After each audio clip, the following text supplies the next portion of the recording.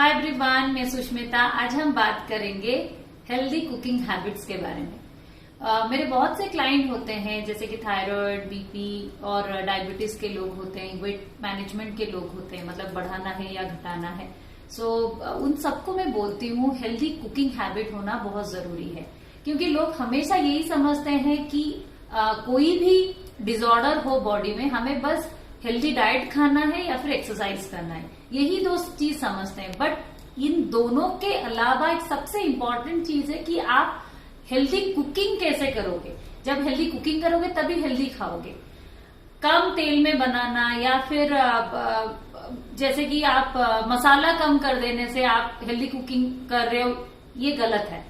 Healthy cooking में बहुत सारे डिफरेंट तरीके होते हैं और आपको सबसे ज्यादा समझना है क्या यूटेंसिल आप इस्तेमाल करते हो, उसमें कैसे खाना पकता है, उसमें विटामिन और मिनरल्स होता है या नहीं, वो समझना बहुत जरूरी है। आज हम उसके ऊपर बात करेंगे। हेल्दी कुकिंग में 3 चीजें आती है। सबसे पहला, आप जहां से वेजिटेबल और फ्रूट्स खरीदते हो, मेक श्योर वो फ्रेश हो।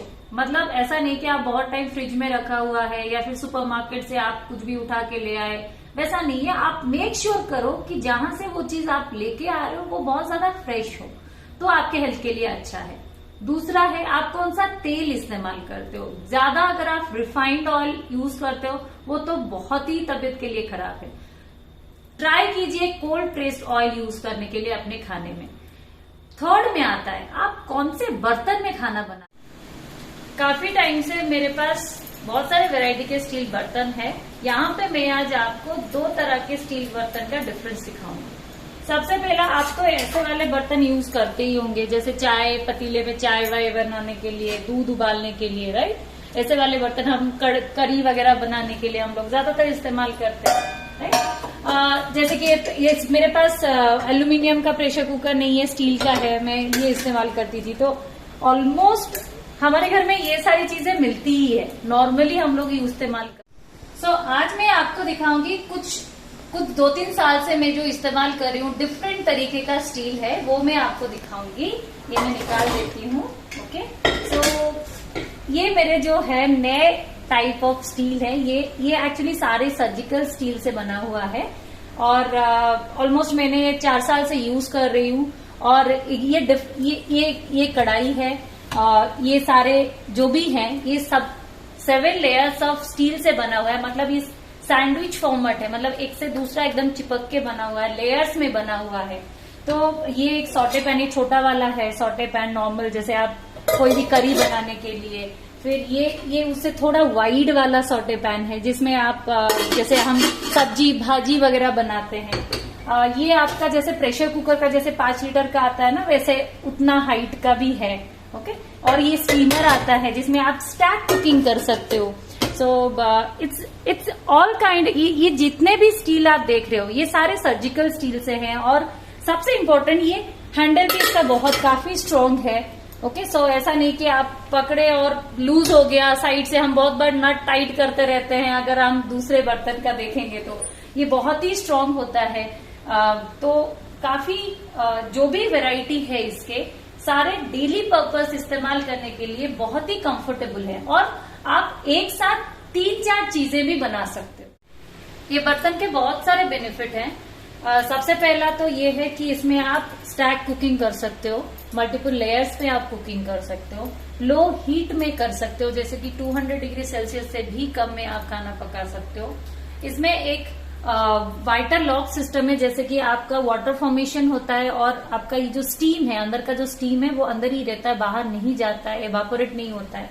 तो ये और एक चीज है, जैसे कि इसका जो पूरी लेयरिंग है, मतलब इसकी जो मोटाई है, ठीक है, ये काफी थिक है, जिसके वजह से क्या है, जब ये वाली बर्तन आप देखोगे इसकी जो थिकनेस है बहुत ही पतली है, राइट। जब आप बिठाते हो कभी आंच पे, तो इसमें क्या होता है, नीचे बहुत गर्म होता है और ऊपर इतना ज्यादा गर्म नहीं होता, इसलिए हमें चलाना पड़ता है बार बार।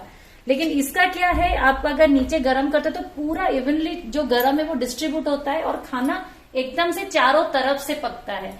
और हाँ, आप कम बिल्कुल 0 ऑयल में खाना बना सकते हो और इसमें 30 साल की वारंटी आती है।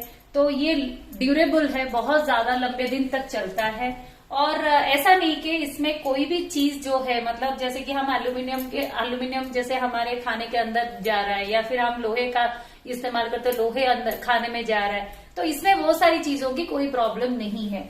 और सबसे इम्पोर्टेंट बात ऐसा है कि आप जब बिना तेल का खाना पकाते हो ना, इसमें खाना ऐसा नहीं कि जल जाएगा। जैसे कि नॉर्मल अगर स्टील में आप पकाते हो तो वो जल जाती है, लेकिन इसमें वो चीज की भी कोई गुंजाइश ही नहीं है। अभी हम बना के देखेंगे। जैसे मैं ऐसे प्रेशर कुकर में कुछ बनाऊंगी और इसमें भी मैं स्टीम करके दिखाऊंगी, तो हम अभी देखेंगे क्या डिफरेंस है दोनों वेसल में। जब आप स्टीम करते हो तो खाने का क्या कलर रहता है, क्या टेक्सचर रहती है, वो डिफरेंस हम अभी देखेंगे। ठीक है, मैं ये सारे निकाल देती हूँ। हम ये और ये दोनों ही बर्तन इस्तेमाल करेंगे। कितना आंच हम रखते हैं वो देखेंगे। ठीक है, यहाँ पे कुछ सब्जियां हैं। ठीक है, तो ये सारे सब्जी मैंने कट किया हुआ है। जैसे आप देख सकते हो कैरेट है, ब्रोकली है, आपका red capsicum, yellow capsicum, green capsicum, थोड़ा सा मैंने ये जो आप स्वीट कॉर्न है वो रखा है। ठीक है, हम ये सब बॉईल करेंगे अभी। ठीक है, हम लोग स्टीम करेंगे बेसिकली। तो पहले हम कुकर में डालेंगे। ठीक है, कुकर में मैं थोड़ा सा ही डालती हूँ क्योंकि हमें ज्यादा चीजें खराब नहीं करनी है। हमें पता है कि जब कुकर में खाना पकता है तो वो गल जाती है, पकता नहीं है। ठीक है, सो मैंने थोड़ा थोड़ा सब चीज डाल दिया। ओके, अब हम अभी इसमें थोड़ा डालेंगे। ठीक है,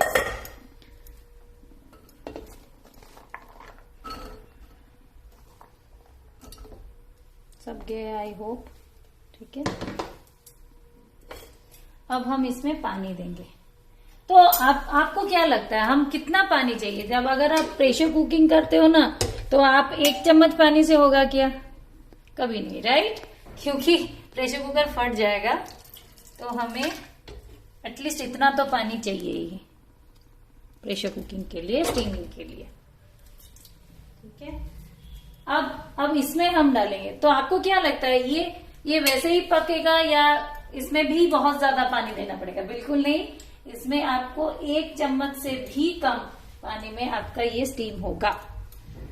क्योंकि हमारी जो सब्जी होती है, सब्जी में ही पानी होता है, तो हमें ज्यादा पानी देने की कोई जरूरत नहीं होती है।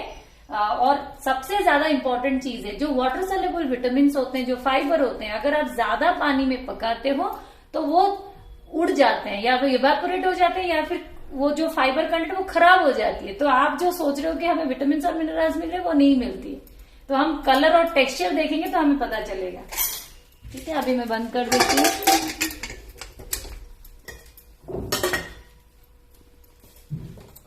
अभी अब इसमें हमें थोड़ा हाई फ्लेम में रखना पड़ता है क्योंकि सीटी नहीं लगेगी फिर वरना, लेकिन इसमें आपको लो हीट में रखना है। ठीक है, तो सबसे इम्पोर्टेंट चीज है हमें ये नोटिस करना। देखिए, आप जैसे ही बिठाए इसमें तुरंत ही इसमें गैस फॉर्मेशन होना शुरू हो गया, मतलब इसका प्रोसेस चालू हो गया। It will take little bit of time because ये पूरी इवनली ये पूरा सर्कुलेट होगा हीट, उसके बाद ही ये गर्म होगा और फिर खाना अंदर पकेगा।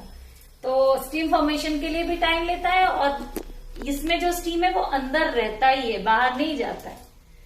तो अब हम वेट करेंगे थोड़ा देखने के लिए कि चीजें कितना टाइम ले रहा है, टाइम, टेक्सचर और खाना। और सबसे इम्पोर्टेंट चीज मैं ये बताना चाहती हूँ, जब हम स्टील में खाना पकाते हैं, ज्यादातर हम लोगों का यही रहता है कि खाना जल जाएगा, कम पानी है जल जाएगा, या फिर हम लोग ज्यादा तेल डाल देते हैं कि खाना जल्दी पक जाएगा।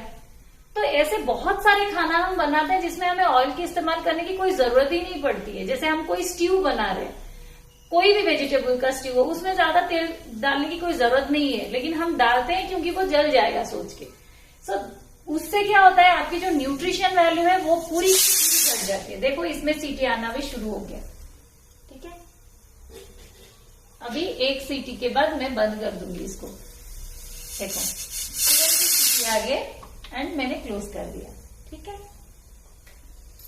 तो जब भी आप नोटिस किए होंगे, जब भी आप दाल जब आप प्रेशर कुकिंग करते हो तो दाल में क्या होता है, एकदम से दाल पकता नहीं है, दाल पूरी गल जाती है, मतलब ऐसे खुल जाती है पूरी दाल, क्योंकि एक सर्टेन टेम्परेचर मेंटेन होने के बाद ही इसमें सीटी आती है। इसीलिए वो खाना कुछ भी आप पकाओ सेम टेस्ट आता है। आप कोई भी सब्जी डालो, जैसे कि हर सब्जी का डिफरेंट मतलब टेम्परेचर होता है पकने का। अभी आप देख सकते हो यहाँ पे एक वाटर, धीरे धीरे एक वाटर फॉर्मेशन होने लगा है, वाटर सील बनने लगा है। ठीक है, आप देख सकते हो अभी ये पूरा रोटेट होगा, देखिए। तो इसका मतलब इसकी जो विटामिन और मिनरल्स है ये लॉक हो रहा है अंदर। ठीक है, ठीक है, अभी हम इसको बंद कर देंगे। सो अब मैं ये बताना चाहती हूँ, मतलब इसका जो विटामिन और मिनरल्स है ये अंदर लॉक होके रह गया।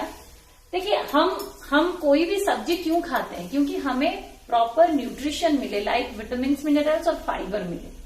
जिनको एसिडिटी, गैस, ब्लोटिंग या फिर एनी डाइजेस्टिव इश्यू होती है, वो इसलिए होती है क्योंकि उनको अपने खाने से जितनी फाइबर मिलनी चाहिए, जैसे एक एडल्ट इंसान को एटलीस्ट 30 से 40 gram of fibre every single day उनको अपने खाने से चाहिए।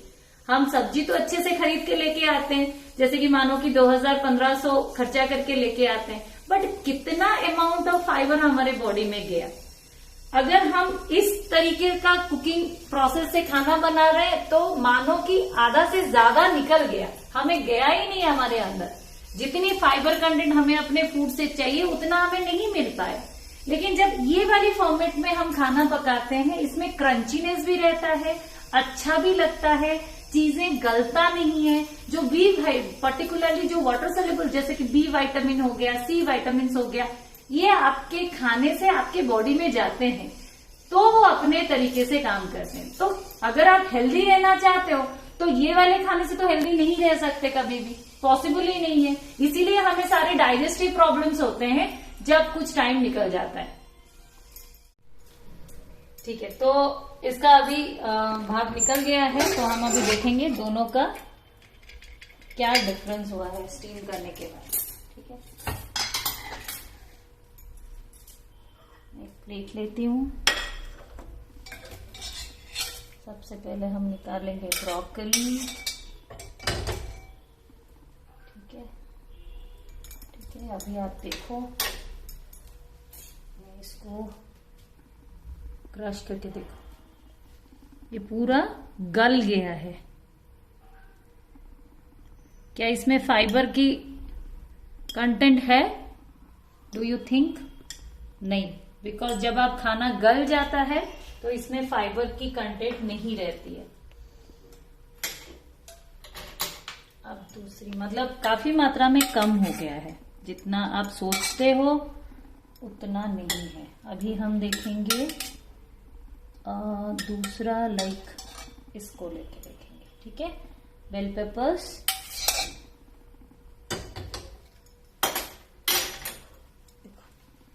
इसको भी मैं मैश करूंगी। सी, ये आपका जब हम बच्चे को देते हैं ना मैश करके, तो ये इसका टेक्सचर है। अभी मैं इसको भी दिखाऊंगी, इसमें बहुत ज्यादा विटामिन सी होता है। देखो, देखिए पूरा गल गया है, राइट।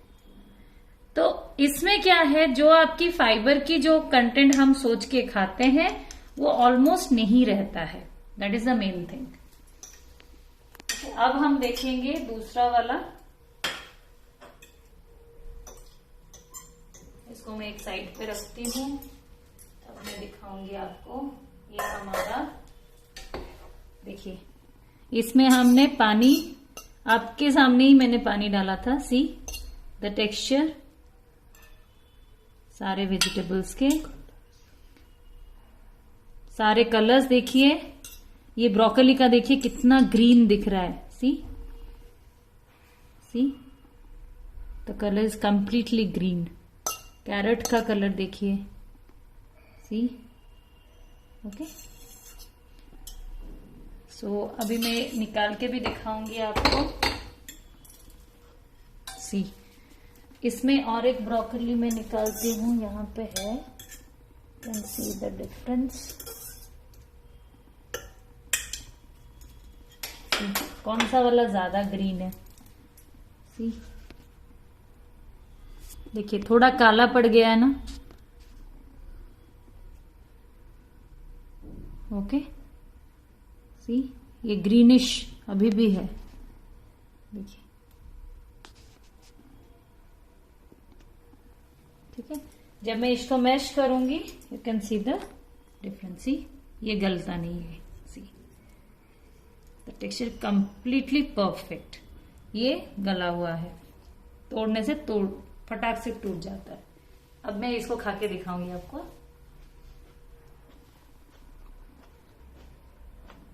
एक मंचिंग का साउंड आता है, correct.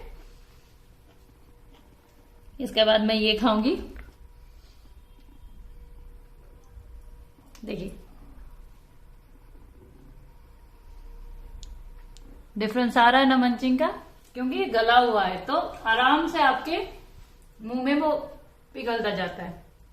Okay, so it is very important to understand कि आपका जो खाना है उसका टेक्सचर कितना मेंटेन होके रहा है जब आप कुक कर रहे हो।